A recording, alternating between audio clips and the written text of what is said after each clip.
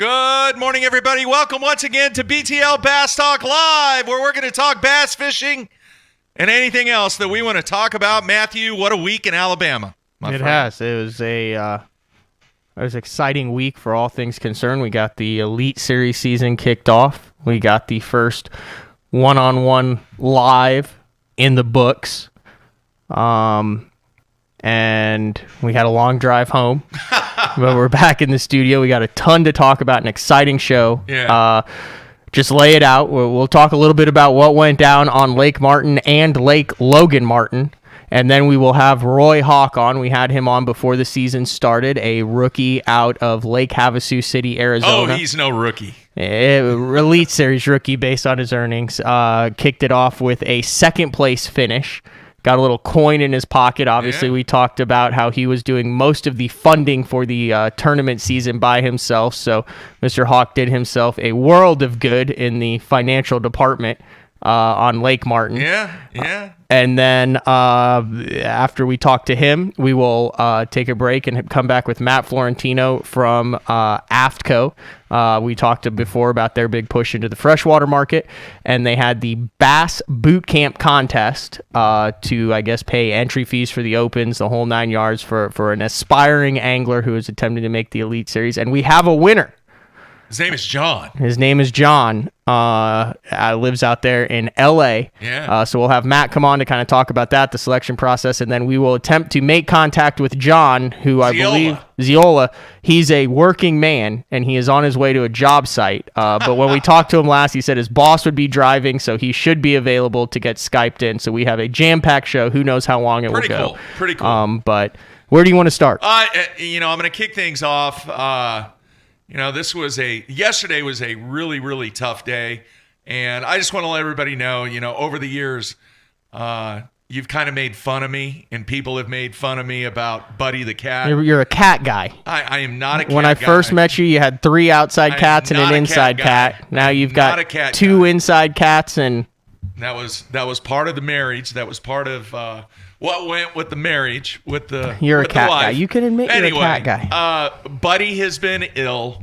And Buddy, sadly enough, he passed away yesterday. The BTL mascot, who was every time, that was when I would have to get up and shut the door and Buddy would come out. But he's been... so many times he would jump up right here. Yeah, he's been losing weight rapidly for the past about 6 months. And then he had a little sneeze and you took him in a couple times. But yesterday was Buddy's last day. Yeah, it was kind of a sad good thing we got some photos together with Buddy, so we might you might see that in the backdrop, the mascot Buddy the cat. But he was what, 20? Over 20? Old. I mean, he was a stray. He just showed up out of nowhere, and the vet kind of estimated that he was 14 or 15. So may Buddy rest in peace. He's going to be missed. He would sit there and climb in that litter box and stare at me every morning. So he just stare at me. So I don't know if we're going to get another BTL mascot or not. It might be a little while. We have to make sure we get all the hooks out of there, because Buddy was good about staying away from things with hooks. I could see a kitten coming in and looking like Jason Quinn one morning. Yeah. So I don't know what we're going to do on that. Anyway, more stuff to talk about, so enough about Buddy. He will be missed, and man, it was just, last night was tough. I've never had a pet that long where one has passed away. He wasn't sounding good when I was in yesterday morning. He sounded like every time he wanted to breathe. He was suffering. He said he had leukemia. Feline leukemia. Yeah, and a bunch of other stuff. So it was time for him to move on. All right, let's talk a little bit about the Elite Series first. Things kicked off on Lake Martin, and kind of to be expected. I told you before the show the winning weight that I picked. Dude, I was dead on. It took 59.8, and I picked 59.2. Now, who do we pick to win that? I was hoping you were going to grab that sheet. Maybe during the break. Who did we pick to win that? I had 2. I had Frazier and Kelly J, I think. The Kelly J was both our number one picks, and he finished 100th. Not able.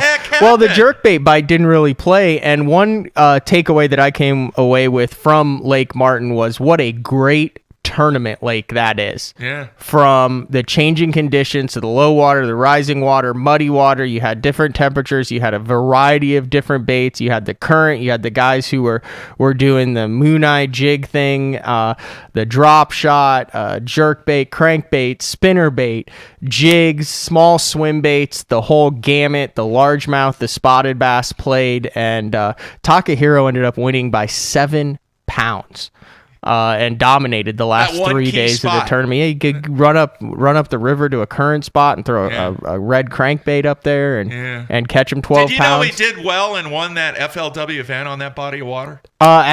Beforehand, I did not know that he had won on that in 2001. And then as I heard that and I went back and looked at it, so he had said he had not been on it in 15 years in his post-tournament interview, that he didn't come in pre-practice, but that he really likes this time of the year and fishing shallow. And boy, you look at his last 2 years on tour. Obviously, you won on a spook there on Wheeler Lake several years ago, but he has not had very talk-like finishes. Obviously, did not make the Bassmaster Classic on Lake Hartwell, where he finished second in 2015. So he'll get to bask in the glory of the Takahiro victory for a couple months, because his next tournament isn't until April when the Elite Series visits the Sabine River. Yeah, it's kind of weird, him not being in the Classic. Yeah.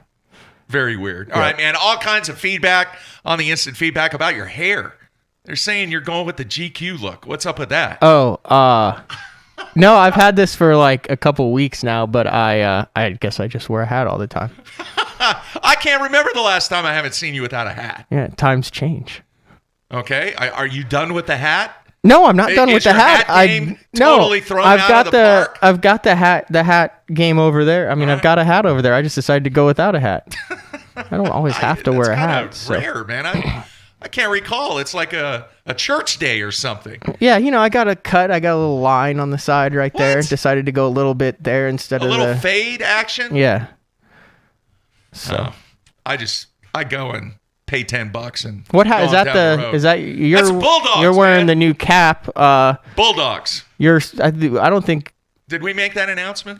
Yeah, you made the announcement, but I don't think he'd officially signed. Your son AJ is a Southwest Oklahoma State Bulldog, and he's a wide receiver. I actually went on Max Preps or something like that, and I Googled him, and there's a bunch of his highlights from this past whole season. Where you can Google Aaron Jeffries. Right? Yeah, that's him. And you can see the highlights, and they'll pause it and highlight him, and then he'll run down and do some little moves and then catch the ball and then dance around. He is off to Southwest Oklahoma State. Congratulations on that. All right, another thing I want to make an announcement to. This is really cool, Matt. I don't even think I've told you this because you've been gone and we haven't really talked about it. But I have been selected to be one of the selection members for the next class of the Bass Fishing Hall of Fame. You mentioned that. You talked about it. Did I talk about it on the show? No, I don't know about it on the show. But I mentioned that it's a little bit of a... Yeah, you did. Okay. Remember? Because I said, who's your first vote going to be?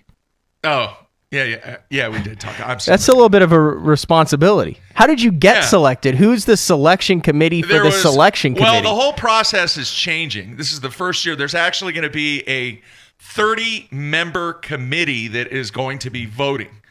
And these are people that have been in the bass fishing biz, not only from a media perspective, but from a business perspective.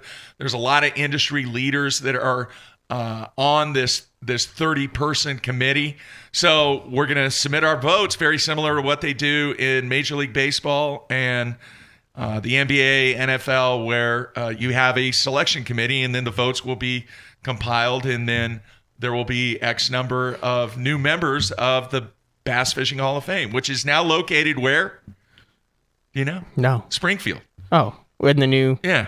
Oh, cool. So is there like a criteria? Have they sent you a list of things you need to It's on the way. First, they wanted to know, hey, are you going to accept this? No, of course you are, right? So, yeah. So I will be voting on I believe it's the 2019 class. Maybe 2018. When does that I don't vote know. take place? The ballots are coming to me in April. fantastic. Congratulations. Yeah. So we'll see how that works out. But yes, I'm very honored and very happy to be part of that 30-person group that will select the next class of the Bass Fishing Who Hall have of past Fame. ones been? I know Louis Stout's been in there, and Clun, Jimmy Houston. Clun Houston, Harold Allen. Yeah. Number of Well, guys. there's a couple of Hall of Fames too. There's like a Freshwater Hall of Fame and a And Bass this is Fishing- which one is this? This is Bass Fishing. Bass Fishing Hall of Fame. The one that is now headquartered in Springfield. Okay.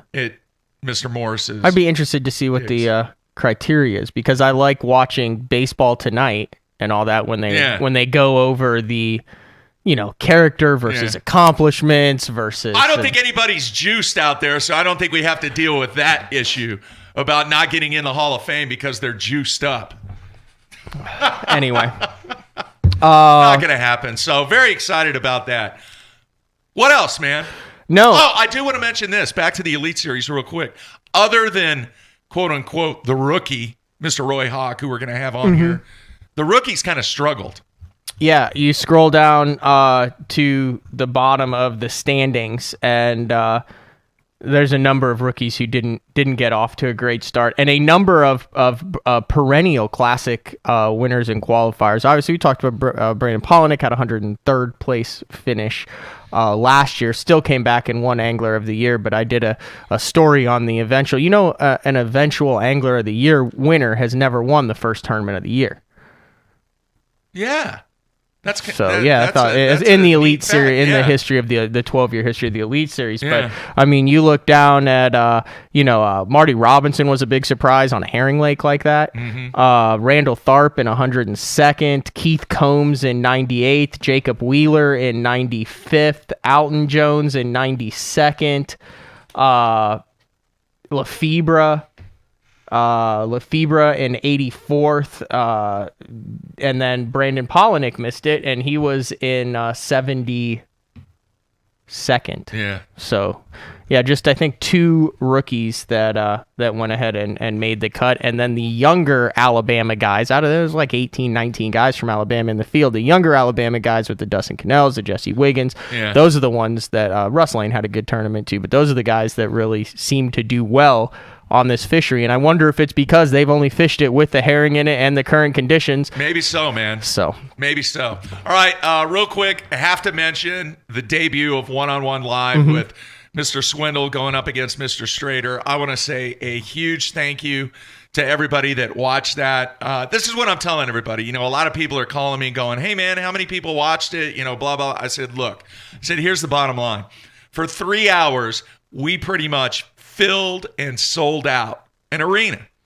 That's the comparison that I'm telling everybody, because that's what it was like. It was like a professional event in any other sport that was taking place, and we had an arena. In other words, the Ford Center, the whatever it's called, the Chesapeake Arena, it was jam-packed full to watch these guys do what they did for 3 hours, and it was majorly entertaining. One of the things that, and I was a cameraman in that as well as Dave Rush. Dave Rush was with Wesley Strader. I was with Gerald Swindle, and obviously we don't see what's going on because it's just us with cameras and those two guys at the ramp, and we go out and we got a three-way headset on with you, and you say, all right, here we go. But then when you watch the replay, even having been there, what kind of struck me was at the beginning, Joe got off to a hot start. You're kind of like, okay, yeah, this is cool. And then Wesley kind of answers, and it reminded me of like an NBA game, to where the first kind of quarter and stuff, you're vested in it, but you don't really know how the pace is. It going to be a back and forth and up and down? And then as the game kind of progresses, you kind of get the styles, you kind of get the feel for it. And then by the second half, which is what it was, the second half, you're really into it because you know how it's all gone down, and it's just like that NBA game where you're watching, that first half and all that, but as it gets closer to that end, and you're in the third quarter, then you're in the fourth quarter, you really get into it because it tells the story, and the fact that there's no commercials and nothing to talk over the guys, and you just get to see them going at it, really develops it like a professional sports game, a hockey game, a football game, a basketball game. And for the first one, I don't think you you could ask any more, Mark? You had a lot on the line for it for what went down as far as the number of fish catches. I think we had 20 fish catches on it, and 2 really good characters who did a really good job and understood kind of the platform that they had and made the most of it. So congratulations, well done. Absolutely. You did a great job with the camera, but I have received, Matt, hundreds of responses back from the forum that we asked people to fill out to give us their take on some of the stuff that went on. And I'm having a tough time right now with everything that went down, making my way through every single one of them. But my goal is to at least respond to the majority of the people that have submitted their thoughts. And there's even been some direct emails that have been sent to me with some comments, some very kind comments. So I am working today and tomorrow to responding to hopefully the majority of the comments that came in from the one-on-one. Next one's going to go down in April here in Oklahoma between Mr. Jason Christie and Brent Ayler on an unannounced lake right now. We're not going to tell everybody. At least there's one lake that everybody can figure out that it won't be. It won't be Grand. Will not be Grand Lake, obviously, with the Elite Series taking place. And it also depends on what they announce, if the schedule comes out or anything. Yeah. So once that's done, we'll have that out. And obviously the product it can't get much better, but there's some tweaks that we're going to do for it. So. I always room for improvement. And once again, very, very thankful for just the overwhelming response. And some of the feedback that I received was very, very kind. Hey, there were some very constructive comments, too, on stuff that we're going to take a look at and we're going to correct. That's part of the reason why that form is out there, because the more set of eyes that you can have give you input on what could be better or what we can improve on. Hey, I'm all about it, and greatly, greatly appreciative to the feedback that we received. And many thanks goes out to Gerald and Wesley for the performance that they put on that day. Yeah, Wesley's been real active as far as promoting the replay and stuff on his social media, and haven't heard much from Swindle about it, though. He was pissed. He wasn't a happy camper. Had to say the man. Go Rocky Top. And yeah. I mean, that wasn't planned at the end when he says, no, screw it, I'm done, I beat, I'm going to the house, I got to take mom out for dinner. So also want to mention the FLW Costa Series is going on Rayburn. Today is the first morning. It's been some fog down there, but that could be an awesome derby. It's a record field, 225 boats out of the 250 boat max. And last week it took 37 pounds to win a team trail down on Rayburn. I think 30 was second place. So I believe a lot of guys are down there fishing in that. A lot of Oklahoma anglers, a lot of the Texas anglers. That's a really good schedule this year for that. So interested to see the day one results of that. Boy, they'll be weighing in a lot of guys with that. That could be a 4-hour weigh-in on FLW Live. With that many fish, you're right. That could be a really, really, really long way in. Yeah. All right, you ready to take a break? Yeah, we'll take a break. We're going to come back with, I would venture to say, one of the happiest second-place finishers that I've ever come across in my 11 years covering the Elite Series. Takahiro kind of pulled away with it, but actually, one of the first times I've gotten to meet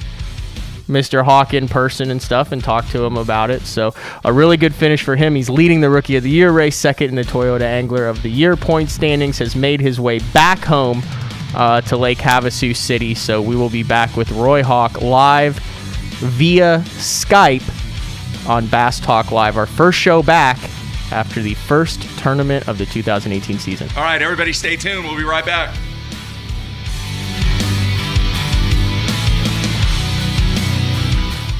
The most versatile fishing machine on Earth. Unparalleled resolution and clarity, with more agility, lightning speed, and brute strength. HDS Carbon takes rapid response performance and screen technology to an all-new level. Maximized power, maximized visibility. See Structure Scan 3D, new dual chirp sonar, new live network sonar, and more mapping options, all at the same time and faster than ever before.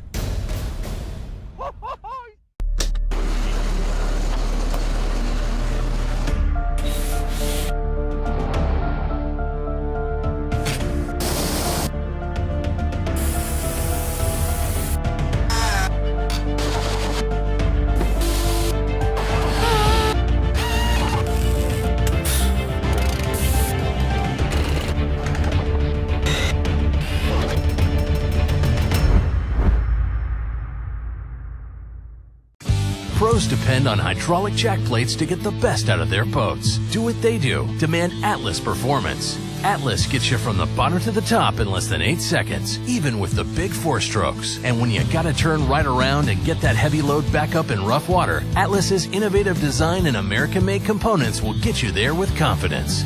I'm at Depot. Just look for yourself. There's an Atlas jack plate on just about every professional's boat. The Atlas hydraulic jack plate. You can depend on it.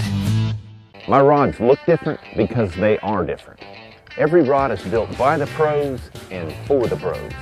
When you pick up a white Duckett fishing rod, you're getting a cutting-edge rod, one that's truly pro-driven with the actions you need for every bait category you fish. I put my name on it. It's my promise to build you a great rod you can count on. Duckett Fishing, Micro Magic, Macro Magic, or White Ice. Try them. They work.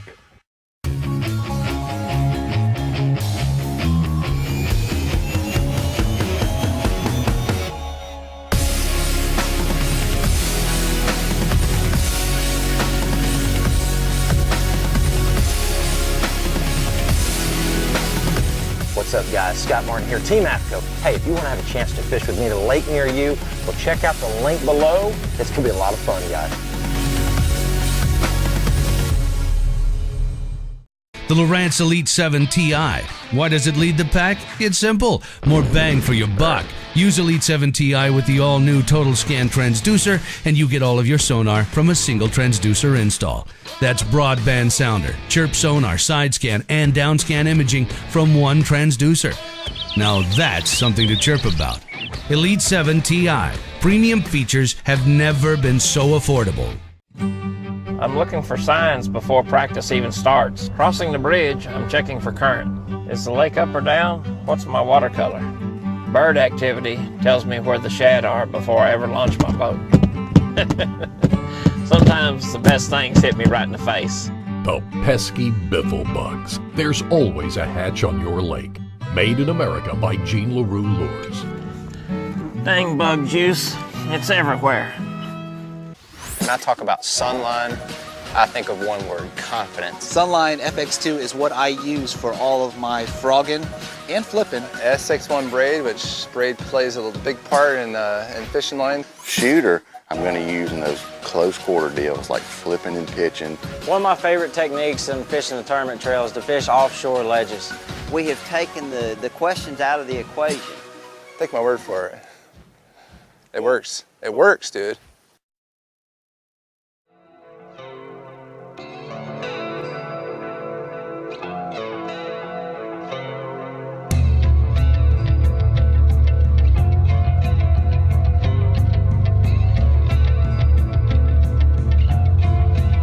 All right, welcome back. We are in studio after a crazy week in Alabama. And, man, the instant feedback's just blowing up about your hair, dude. That is the story of you being back in the studio is your hair. Fantastic. Looking marvelous. Kind of want to go get a hat now. So I've never been known as a fashion icon. Maybe you could get us. I'm sure they're not all kind, kind comments either. Oh yeah, absolutely. I think Pipkins already has the J. I'm hair taking products some heat, done. dude. I'm taking some heat too because of the HFA blowing up at Lake Martin. There was a comment online that said, "Hey Jeffries, looks like the HFA was DOA." Yeah, it was.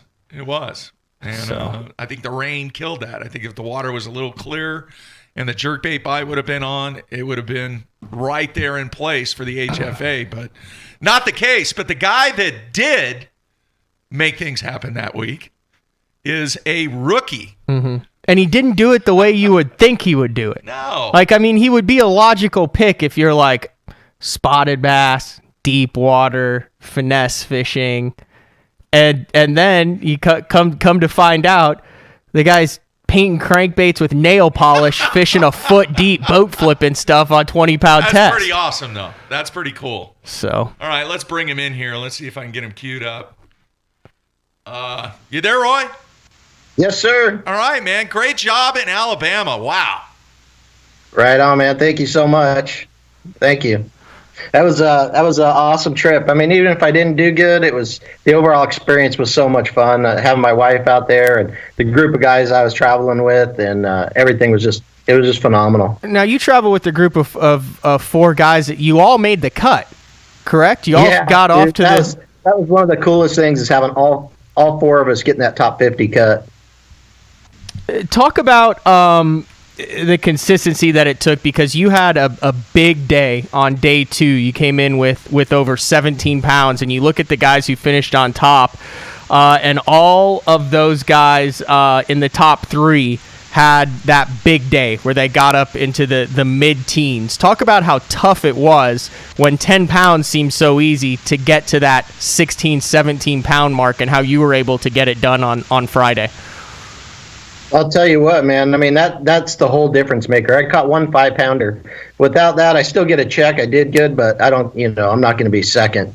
And that was a huge, huge difference. And for me, that's why I felt like I wanted to fish that area in particular. I thought my odds were better of catching 1 or 2 big ones throughout the course of the multiple days, that I would actually get a bite like that in that area. So that's the reason why I chose that particular area up there in the dirty water. I felt like, eventually I'm going to come across a bigger one, or I could. My odds are better, I felt like. Did you plan on fishing dirty and power fishing coming to this event, or were you thinking you were going to be down there with everyone looking at them and dropping on them and doing the West Coast thing? Yeah, coming in, you really don't know how much pressure each area is going to get. I thought about both of them. I would say I'm actually a little stronger suited doing what I did do. I feel more comfortable doing what I did versus down there deep, fishing for spots. But I practiced a lot that way. And, we stayed in another creek down there closer to the dam. Mm-hmm. And most of my practice was spent down there.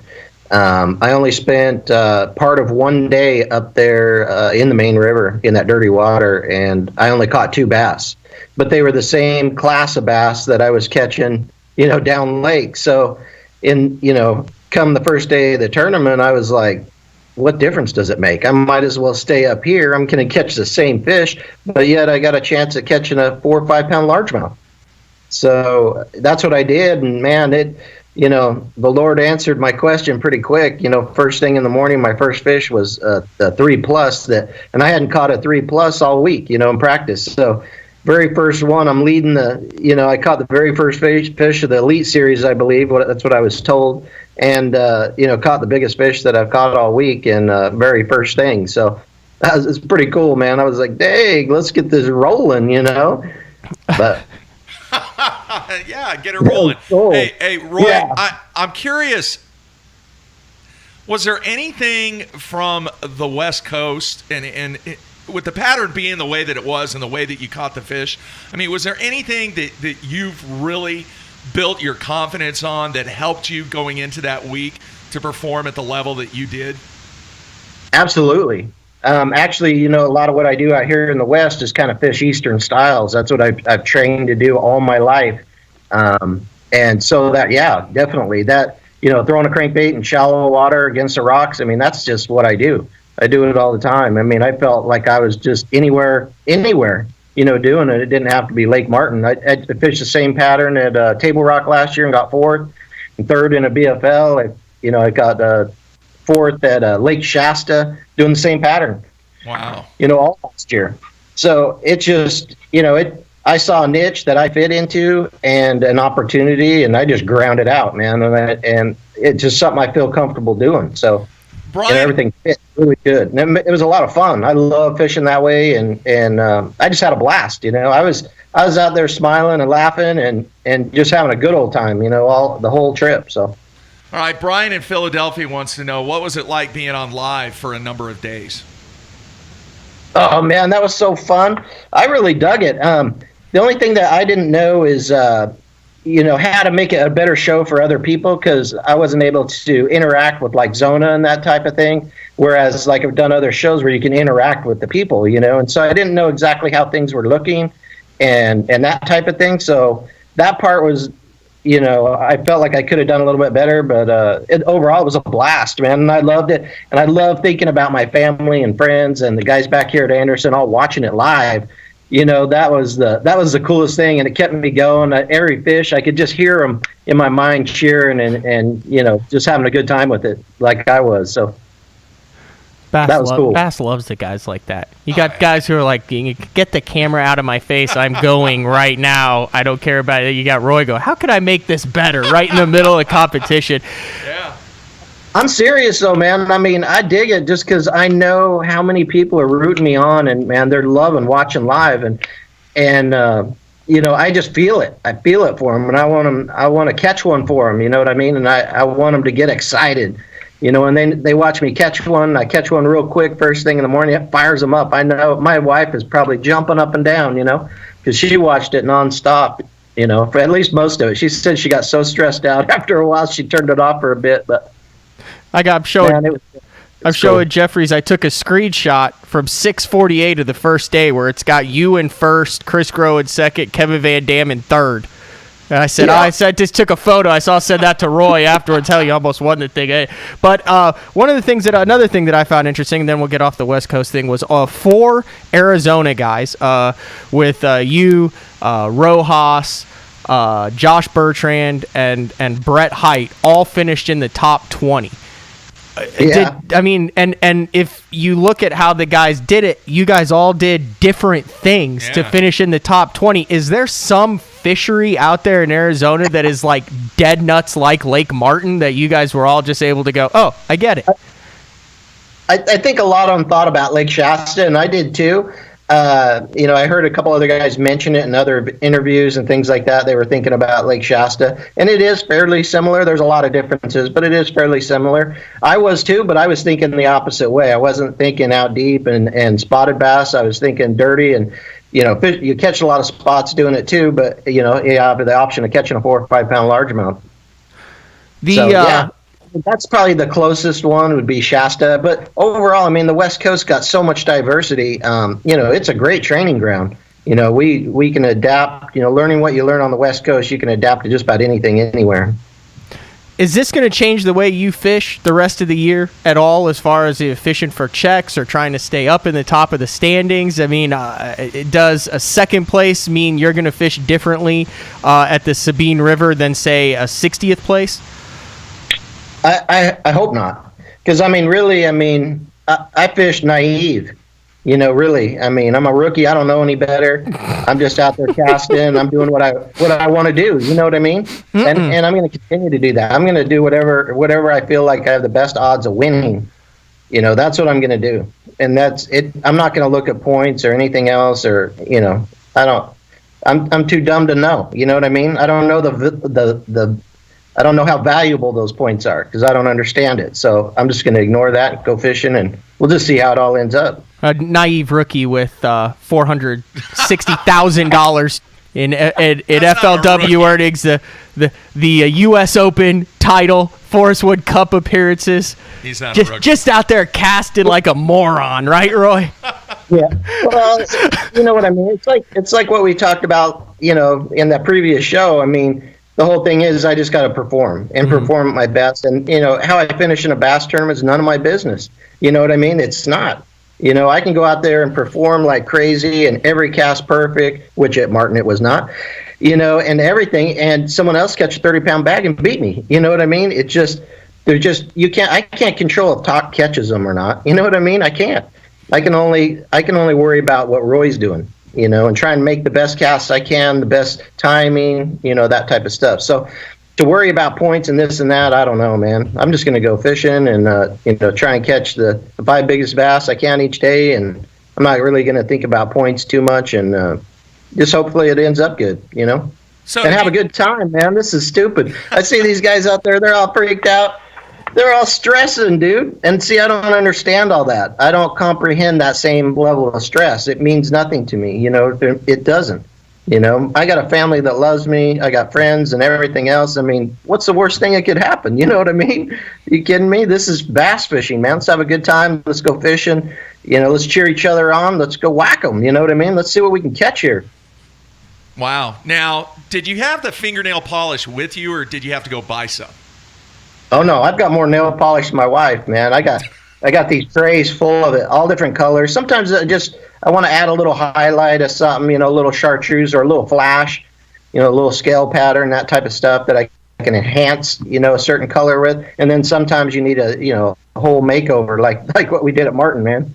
What? Can we take a second to go into this, Mark? I don't know where you're going. Got time? No, I want to go into the nail polish thing. Is there a specific type of nail polish that you prefer to use? Is there anything that you look for? If I was going to go buy, because I own zero nail polish, Mr. Hawk. If I was like, dude, that's a good idea. What am I looking for? Is there a specific type? What are your favorite? Do you use the glittery ones? I know my girlfriend has glittery nails a lot. I'm like, oh, hey, does the glitter stuff work? What's the deal? I probably have, I'll guess at like 100 bottles of nail polish. So, I got all kinds, and I use all kinds, for different things. So, yeah, as far as brand or anything, no, there's no specific brand. I'm looking more at color and, color and shades that I want. It's hard to find nail polish in like a good bass color, like green pumpkin. You know what I mean? I'll tell you what, come Halloween every year, man, I'm at the nail salon, man, freaking checking that place out, because that's when they have all the ghoulish colors, you know what I mean? All the funky stuff, It's the only time it's Halloween, so you got to load up on the off colors, man, around Halloween. I've never heard. And that you just before. do you just keep it in like a deep Plano box set, or a deep Plano box, or how do you store that all in your boat then? I don't keep it in the boat necessarily. I do keep markers in my boat all the time, which work good, but they're a real short use. They wash out fairly quick. But anyway, I have a couple plastic containers that I carry in the truck with me all the time everywhere I go. And the cool thing with nail polish, I can create a bait, a color or whatever. If I don't like it, you can always just erase it. You can wipe that stuff right off with nail polish remover, and you're back to your old bait. It's pretty cool. I think he's got a chance for a Revlon sponsorship. Well, no, what I was thinking, how come there hasn't been a deal out there where it is a specifically tailored towards fishing, even though it's basically nail polish, and you buy Roy Hawk's set of custom crank paint. Yeah, that's what I Oh. The calls. Oh, someone tried to call him. That's what it is. Someone tried to call him. He's back now. You there? Yeah, we're back. Sorry. I know someone's going to steal this idea, man, but that would be awesome. It can say right on the bottle, just like nail polish, but for man stuff, There you go. Wow. All right. A couple more questions, Roy, and then we'll let you go. I'm curious, what was the interaction on the final day as far as the other competitors? Did you have some guys come up to you and say, hey, man, great job? You deserve to be out here. What was kind of the response from the other anglers? Oh, phenomenal. It was really, really good. For one, a lot of the top 12 was guys I know, and hang out with from time to time, the Rojas's and Lintner and, Luke, and, it was just cool. But yeah, overall it was really good, and had a good time on the water. I met a couple guys on the water, where we come up on a point together, and everything worked really good. We're real sociable and, cheered each other on, and it was cool, man. I'll tell you what, I was stoked. Everything behind the scenes, all the guys that work for Bass, and getting to meet those guys. They are awesome people, man. I really enjoyed getting to know some of those guys and working with them, and look forward to the rest of the year working with them. And a lot of the anglers are real cool too. So, all right, what are your plans during the break? Originally I didn't plan on going to pre-practice for the Sabine, but I think I might just sneak down there just because I got a little bit of cash and I can afford to, and it might help me just because, a hurricane tore that place up, and I kind of want to go look at it. And I may get down there and, one day and just go, it's basically the same as I left it last time I was here type deal. I don't know. I have no clue. So, that question is just like what it looks like and how bad it got, or how much it's changed or not changed is really the only question to ask, when I get down there. But I think I'm going to sneak down there and do that. And then I'm going to race right back and fish a team tournament here on Havasu. And then we got a Wild West Pro-Am here on Havasu. and another one on Lake Pleasant. I think I'll hit before the Sabine River. So I'll be busy. All right. Anything else, Matt? No. Thanks for hopping on. Congratulations. It was great to finally meet you in person at the Elite Series event. Yeah, great meeting you. And I look forward to seeing you all year. And any way I can help out, just holler. And I love you guys' show, man. Hey, how about that one-on-one, man? That was awesome. Yeah. I watched it for a couple days just in segments, as I was doing stuff. Every time I got a chance to watch it, that was really cool, man. Old Strader, man, found him a Takahiro hole, man. That was cool.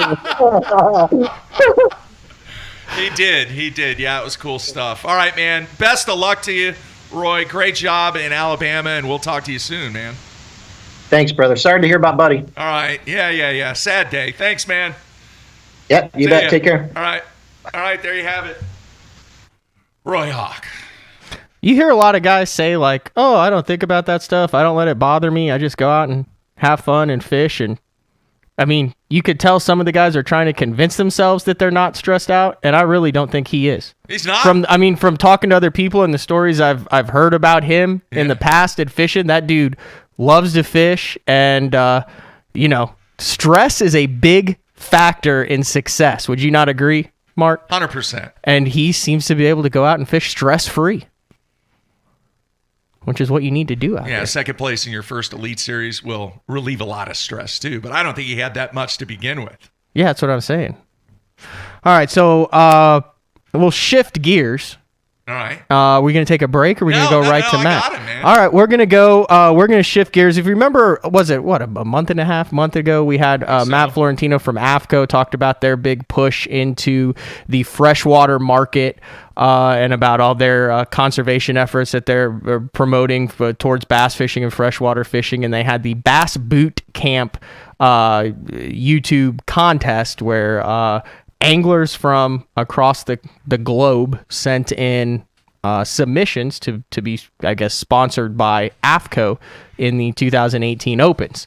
I think January 24th was the last day that anglers could submit a 1-minute video, and we have a winner. So we're going to have Matt to kind of come on, talk a little bit about that process, what it was like kind of going through all the submissions. And then we're going to get John on, who's the winner.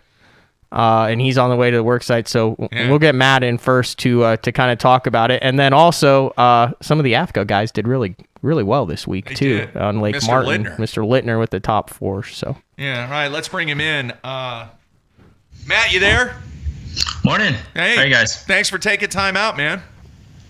No problem. I'm stoked to get on with you guys, and had a lot going on since we last talked. So we had our boot camp running. We got our winner selected. That's going to get off the ground running. Yeah, like you guys mentioned, the Lake Martin event wrapped up. Our guys did pretty well, and we got some other things we could talk about and announce coming through with Bassmaster Classic. So, all right, well, let's get right into it. Yeah. So after getting quite a few submissions, some really good stuff from a lot of guys. Our winner is John Zeola. We sent an email blast out yesterday through our social channels announcing John. We showed the video, his minute-long video that really motivated us to select him, and we're stoked. I think we got a really good guy for the program. He's pumped. He's going to be. He's actually. Yeah, he's working all this week, and then he's jumping and traveling this weekend for the next event. So what all does he get? So here's the deal. So John, for the rest of this Open Series, we're going to pay all his entry fees, take care of expenses, travel, food, and whatnot, and really just kind of help him to fish throughout the year, not having the burden of some of those extra expenses. And along with that, he's going to film kind of the whole journey as far as travel, practice, behind the scenes, and whatnot, the next few events. And on top of that, too, we're going to include John. We added him on our pro team. He's going to be coming with us at different events that we'll be at. We have the Writers Conference later in the year, so he'll be attending that, and also include him on some other things that are going on. So it's a cool deal. I'm pretty pumped for John, and I think we have a good guy guy lined up, and excited to get it going. So that'll obviously then be available. His journey, kind of behind the scenes journey, and how he does in the tournaments, will be available on the AFTCO social media platforms, the YouTube channel, and as well as his personal channel, I would imagine. Yeah, so all this will be posted on our YouTube channel. So for encouraging you guys to subscribe now, we're going to push a lot of content out over the next few months. So it'll be pretty much all on YouTube. So make sure you guys jump on our YouTube channel and subscribe. We'll also have some stuff on our AFTCO Freshwater Instagram account. So whether it be in our feed or in our story, John will be jumping in there whenever possible, and kind of on the behind the scenes style. So I know you guys have been putting a lot of work into this, getting ready for the start of the season. You had a good FLW tour start on that, but the first Elite Series event went. Jared Littner, one of the AFTCO guys, had a good tournament. Russ Lane was up there. Dustin Cannell, he made a top 12. Were you guys all just sitting back in the office watching it, going, go, go, go, now that you got some skin in the game? You know, one thing about live and what you guys are testing out too is it's highly addictive. I don't think much work got done those few days of just us watching, Jared and watching Russ and Dustin, Christy, our whole crew. We're really stoked to have. I was really stoked to see Jared finish in fourth, and Dustin do well at his home lake. And then I think our whole team finished in the top 50 cut. Shin made the cut.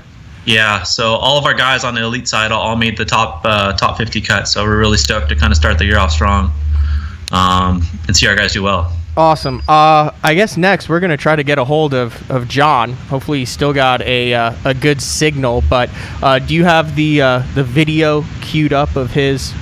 I do. Of his winning video. I guess we're going to play that. Anything else you want to get in here, Matt, on things we should be looking forward to for AFTCO Freshwater moving forward this year?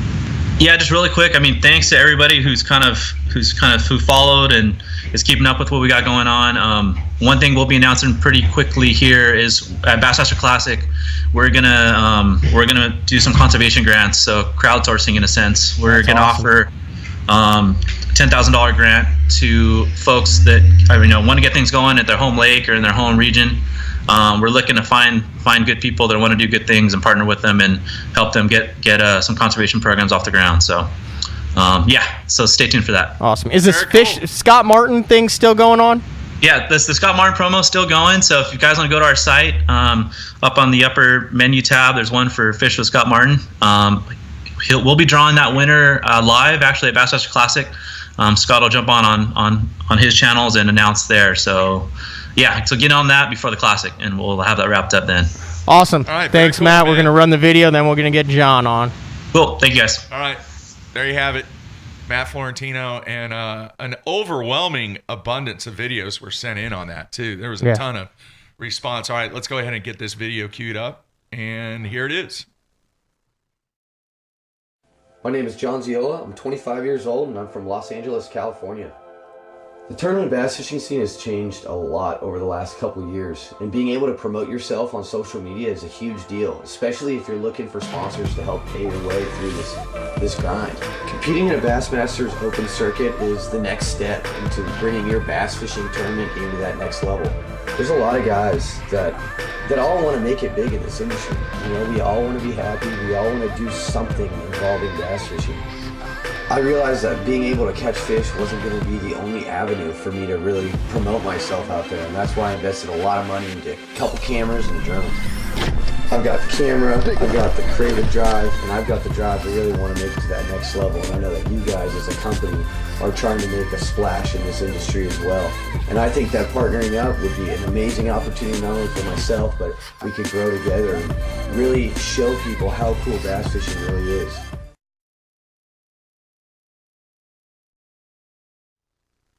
All right, very cool video there, Matt. Yeah. He's done some editing work before. I think if any of you guys saw the U.S. Open kind of recap highlight video that Carl Jocumsen did, I believe he was the man behind that who did all the editing and the video for that. So now he's in front of the camera and driving. He's actually working. Well, no, he's not driving. It looks like he's in the he's in the passenger seat.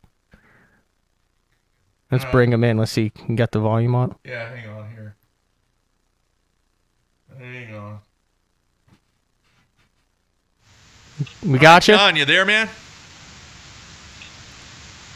I don't know if it's my phone or what, but I can hear you, but I can barely hear you. Uh-oh. Right, How about there? now? Is that better? No, it's about the same. Uh-oh. Shake the phone. Maybe it's the audio inside the phone. That's what Jeffrey's always tells me. No, that's not. Shake it. Here, let's do this. I'll call you right back. Okay. I'll call you right back. Say that again. Just hang up and call him right back. We'll try. Folks, we tested this before and it worked marvelously. We've got a great feed with them too.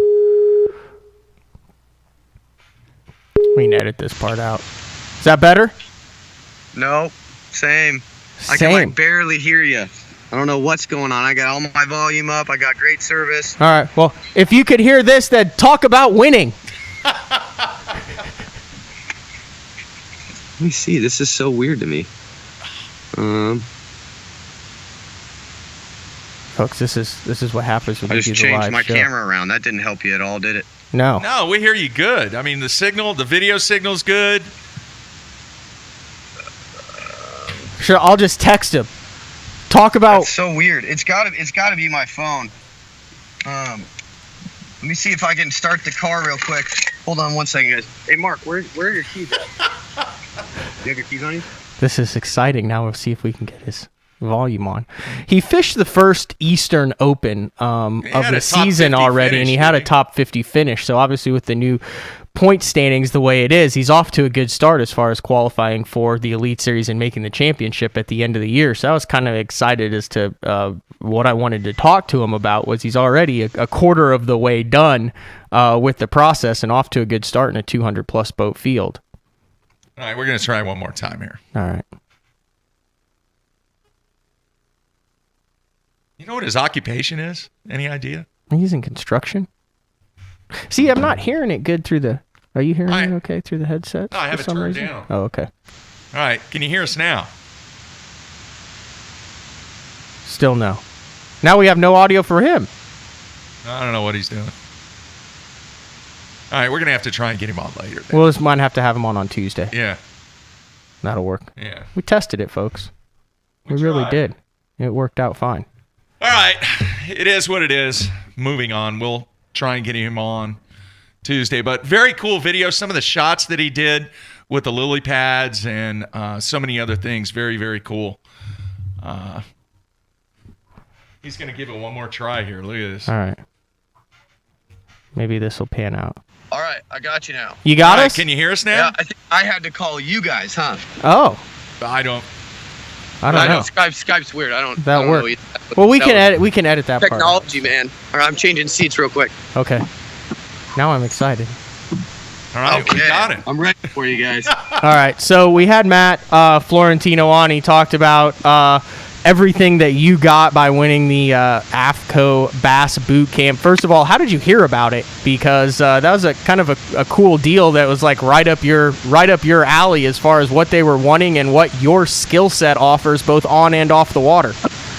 Well, what's funny is my buddy had actually tagged me in their post when they had first posted about it, and I was super busy, and I was like, oh, this is perfect for me, but I hadn't really filmed myself in a sense, so I was like, you know what, I gotta have to put some time aside to actually film myself. And then as it got closer and closer to deadline, I was like, you know what, I gotta submit one right now. So I just set up my tripod, did a couple cool little, weird shots with myself, and then pretty much did it about as last minute as you could go. So it was pretty cool when I actually got the news that I won. I wasn't really expecting it, and I was super excited. So let me get this straight. So you live in Los Angeles. Yes, like right above Los Angeles. It's called Ventura County, but I just say LA so everybody knows. Okay, and you fished the first Eastern Open in Florida. Yeah, it was pretty close to my hometown. It was only like 45-hour drive. Took me about 5 days to get there with all the ice on the roads. It was an adventure. What possessed you to fish the Eastern Opens from California? We've seen guys in the FLW Tour, the Elite Series, do this, and they talk about what a commitment it is. even with all of the sponsor backings. But what made you decide, you know what, let's drive across to the other portion of the country to kick things off, and you're going to have to do it 2 or 3 more times this year? Yeah, well, there's 2 reasons. Number one, I'm scared of the Red River and the Arkansas River. That just scares me. Big bodies of water like that kind of scary to me. I don't know why. And then number 2 was I actually landed a job filming for FLW. I do a little bit of like tutorial videos for them, so I'm actually fishing as a co-angler and filming for them. And so the Eastern Opens lined up better with that schedule, with the FLW tour schedule. So I actually went to Okeechobee and fished that as a co and filmed for FLW, then went straight to Kissimmee right after and fished that Open. So it was kind of a jam-packed 2.5, 3 weeks. John, the footage that you shot, what was the primary body of water that you shot that on? Kissimmee and Toho. So before I even went to Okeechobee, I stopped down there because I got there early, and I shot it all there. And some clips were from Grand. I fished the Opens last year as a co, and that's where the filming really started. And so I just threw in a couple shots that were some of my favorites from the last year, and put some of my own self that were shot in Florida. Cool. So what's the goal here? Are you trying to qualify for the Elite Series, or just wanted to fish the Opens? Or obviously now that you have a lot of backing and support of AFTCO, are you going to be able to go at this more full throttle for the rest of the year and the remaining 3 Opens, and then hopefully the Open Championship? Yes. Actually, what's really funny is after I fished Kissimmee, I missed a check by I think like 6 spots, and this whole FLW traveling thing, I had actually told all my friends and Carl Jacobson, I practiced with him and do a lot of work with him. I was telling him, I was like, dude, I don't even know if I'm going to be able to fish the rest of these events, because driving to Champlain is a mission. That's like 50 plus hours. Then you got Norman, you got Douglas. It's a huge commitment, and I mean, I'm spending thousands and thousands of dollars doing this. So when I got the news that I was going to be able to be doing this with AFTCO, it literally changed my whole game plan. So I'm like forever indebted and super excited and just ready to get after it. But as far as qualifying for the elites goes, I don't know if I'm ready in a sense, because I'm so young. But if I work my way up, I feel like I could come and compete if I had to rise to that level. But fishing out west, there's a lot of opportunities. There's a lot of great anglers, and I just figured that if I'm going to have my break where I'm going to be getting in the zone and doing well, I'd rather be fishing an open circuit where I can get a lot more credibility and a lot more fame in a sense. Say I get a top 12 in a Bassmaster Open, that's carries a lot more clout than getting a top 10 out west. John, have you fished the one bass events out on the West Coast? I have fished the one bass events out west. I fished the U.S. Open 2 years ago, and I fished the Clear Lake California Open last year. But I actually filmed this year Carl Jacobson competing on the U.S. Open. Yeah, that was a cool video. Yeah. Any plans to continue fishing the one bass events? Yes, I love Billy Egan, how he runs his tournaments. I love the U.S. Open. Lake Mead is actually probably my favorite lake, and it's kind of funny because either guys hate it or they love it. And it truly is, in my opinion, the best tournament lake in the country. It's just everything about it is based off your tournament decisions. It's everything changes so quickly. If you don't adapt, you're going to get eaten alive. All right, I think you and Matt are to make a trip to the Red River and just see what happens. Oh, dude, I'm the exact same way. No, Arkansas and Red River terrify me. I'm 2.5 hours from the Arkansas River, and I've like put my boat in there twice, and both times I've like kissed the ground when I was back and like hugged my lower unit. Yeah, you're like, you're back. You made it I made it back. No, I feel you on that. I would be willing to drive an extra 18 hours not to fish the Red River and Arkansas River. What do you do? What's your day gig? I actually do marble and stone and like granite installations for houses in like Beverly Hills, Malibu, LA. So people that like, expensive shiny stuff in their kitchens, and it's a lot of hard work, but there's good money in it. Movie stars? We have done some movie stars. I got some I can't disclose any names. We got a lot of non-disclosure agreements, but yeah, a lot of high class celebrities, millionaires, couple billionaires, but people want to keep under wraps how much marble they got in their house. Oh yeah, no, they don't want to take their rocks for granted, you know. Yeah. So, do you feel more comfortable on, say, an Ozark fishery that has a lot of different rock in it, since you work with a lot of different rock materials? Or I mean, man. I don't know. Maybe he knows. Maybe he can feel the different hardness composition of it. Yeah, did you really say that? I'm being sarcastic, dude. Come on, man. Yeah, I like Ozark Lakes. The rock, I do feel comfortable in the rock. It makes it easier. Wow. All right, man. Are you going to fish as a boater in the U.S. Open this year? Yes. If I do end up fishing the U.S. Open, I'm kind of still up in the air. I really, really want to fish it, but if I can do like a kind of a yearly video where it kind of showcases the event, because I think it's a really important event for the West Coast. That was a big deal for me. That's why I really wanted to film it, because I feel like it's just such a unique tournament. So I'm still kind of up in the air. So we'll see how it pans out. But if I do end up fishing it, I will fish it as a boater. So what, we got the 4 Opens, possibly 5 on the East, depending on the championship, the 7 FLW Tour events, some West Coast events, and potentially the U.S. Open. So you got a full schedule coming up in 2018, and I guess AFTCO is going to make it a little bit easier for you and kind of give you a platform. What is your social media stuff if people want to follow you along and kind of see some of the stuff that you've done already? I usually post most of my stuff on Instagram. I don't really post a lot on YouTube, but I'm going to be doing that more as, you know, I make more videos and have this platform. Obviously, it's going to be posted through AFTCO stuff, but my Instagram name is Johnny Z Trying to Go Places. But if you just search John Zeola, it should come up, and you'll see some weird kid with big glasses and long hair in the profile, so you know it's me, little California boy. There you go. But Facebook, I don't really post too much. It's more of like a personal account with my friends. I do post sometimes, but for the most part, Instagram. All right. Follow him, and he's going places now. He was not trying to. He's doing it now. I'm still trying to go more places, okay? I hear you. Yeah, very good. All right, man. Best of luck to you, John. Thanks for having me on, guys. Thanks, dude. Right, very cool. All right. That's a cool story. Yeah. I mean, that's dedication to drive that far. I mean, we've done stuff with Littner, and you talk about a lot of the guys. You know, Aaron made the move, and Mark Daniels Jr. made the move. A lot of those guys have made the move from the West just because of that commitment. Yeah. And the time.